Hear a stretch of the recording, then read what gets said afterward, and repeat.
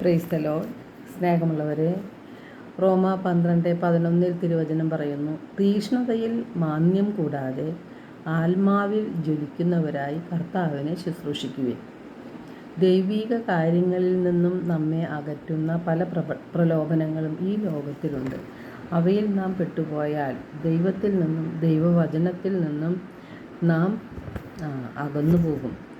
വിശുദ്ധ പൗലോസ്ലീഹ പറയുന്നു, തീക്ഷ്ണതയിൽ മാന്യം കൂടാതെ ആത്മാവിൽ ജ്വലിക്കുന്നവരായി കർത്താവിനെ ശുശ്രൂഷ ചെയ്യുവിൻ എന്ന്. റോമ 12:2 പറയുന്നു, നിങ്ങൾ ഈ ലോകത്തിന് അനുരൂപരാകരുത്, പ്രത്യുത നിങ്ങളുടെ മനസ്സിൻ്റെ നവീകരണം വഴി രൂപാന്തരപ്പെടുവിൻ. അപ്പം നമ്മുടെ മനസ്സിന് നവീകരണം സംഭവിച്ചാൽ മാത്രമാണ് കർത്താവിനെ ആത്മാർത്ഥമായിട്ട് ശുശ്രൂഷിക്കുവാൻ നമുക്ക് കഴിയുന്നത്. എങ്ങനെയാണ് നമ്മിൽ നവീകരണം ഉണ്ടാകുന്നത്?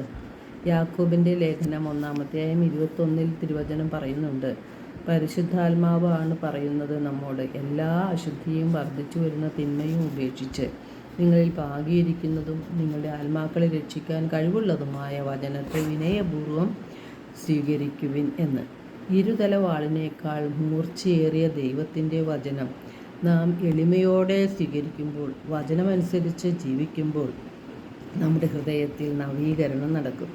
ജെറമിയ 23:29 ജെറമിയ പ്രവാചകനിലൂടെ കർത്താവ് ചോദിക്കുന്നു, എൻ്റെ വചനം അഗ്നി പോലെയും പാറയെ തകർക്കുന്ന കൂടം പോലെയുമല്ലേ എന്ന്.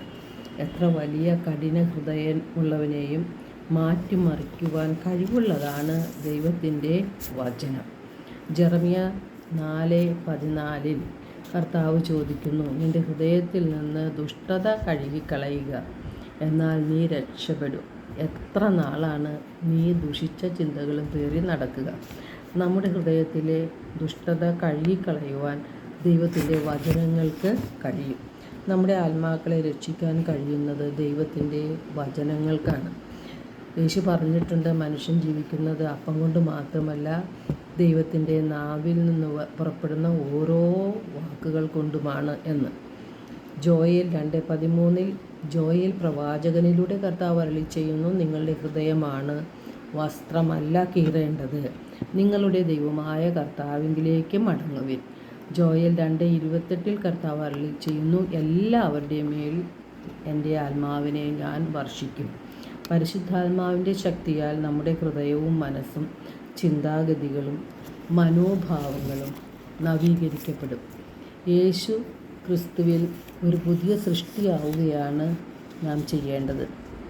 നാം പരിശുദ്ധാത്മാവിൻ്റെ നിയന്ത്രണത്തിലായി മാറുമ്പോൾ ആത്മാവിൽ ജ്വലിക്കുന്നവരായി ദൈവഹിതം എന്തെന്ന് തിരിച്ചറിയുവാനുള്ള വിവേകമുള്ളവരായി നാം ജീവിക്കും.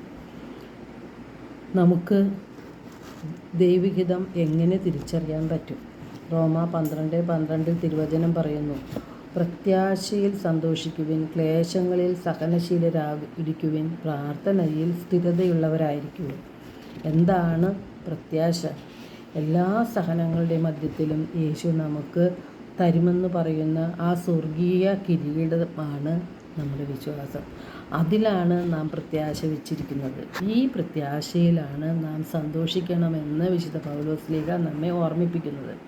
നമ്മുടെ സഹായം അർഹിക്കുന്ന നമ്മുടെ ചുറ്റുമുള്ള നമ്മുടെ സഹോദരങ്ങളെ സ്നേഹിക്കുവാനും സഹായിക്കുവാനും നമുക്ക് കഴിയണം. അതുപോലെ നമ്മെ വേദനിപ്പിച്ചവരോട് ക്ഷമിക്കുവാനും അവർക്ക് നന്മകൾ ചെയ്യുവാനും നമുക്ക് സാധിക്കുമ്പോഴാണ് നാം ഒരു പുതിയ സൃഷ്ടിയായി മാറുന്നത്. ആത്മാവിൽ ജ്വലിക്കുന്നവരായി ദൈവഹിതം നിറവേറ്റി ജീവിക്കുന്നവരായി മാറുന്നത് അപ്പോൾ മാത്രമാണ്. കർത്താവിനെ ശുശ്രൂഷിക്കാൻ നമുക്ക് പരിശുദ്ധാത്മാവിൻ്റെ സഹായം കൂടിയേ തീരും. നന്മകൾ ചെയ്യുവാനും യേശു പറഞ്ഞ വചനങ്ങൾ നമ്മെ ഓർമ്മിപ്പിച്ചു തരുവാനും നമുക്ക് പാപബോധവും പശ്ചാത്താപവും ഉണ്ടാക്കാനും സത്യത്തിൻ്റെ പൂർണ്ണതയിലേക്ക് നമ്മെ നയിക്കുവാനും സഹായിക്കുന്നത് പരിശുദ്ധാത്മാവാണ്. ഈ പരിശുദ്ധാത്മാവിൻ്റെ നിറവിനായിട്ടാണ് നാം അനുദിനം പ്രാർത്ഥിക്കേണ്ടത്. എല്ലാവർക്കും ഒരു നല്ല ദിനം ആശംസിക്കുന്നു. ദൈവം നമ്മെ ഓരോരുത്തരെയും സമൃദ്ധമായി അനുഗ്രഹിക്കട്ടെ.